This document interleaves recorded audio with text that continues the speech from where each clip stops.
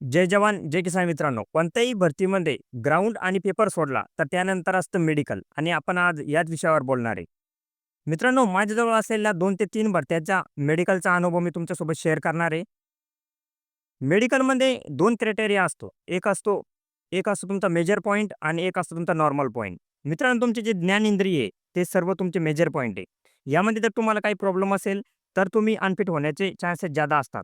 आणि दुसरं म्हणजे एक नॉर्मल पॉइंट असतो. त्यामध्ये नॉर्मल पॉइंटमध्ये जर तुम्हाला थोडा बहुत पॉइंट असेल, तर चालून जातं. मी भरपूर मुलं बघितलेली आहे. त्यांना खूप मतलब जास्त प्रॉब्लेमचे पॉइंट होते, परंतु ते फिट होऊन आज सोल्जर आहात.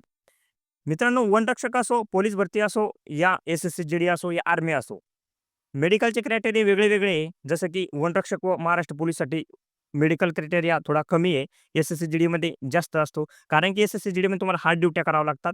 यासाठी मी तुम्हाला एक डिटेल व्हिडिओ बनवलेला आहे. ज्यामध्ये तुम्हाला मेजर पॉइंट व नॉर्मल पॉइंट सांगितलेले आहे. चॅनलवर जाऊन बघा, पूर्ण व्हिडिओ बघा. 5 ते 6 मिनिटाचा आहे. यामध्ये मी यामध्ये मी जास्त लंबा व्हिडिओ बनवू नाही शकत.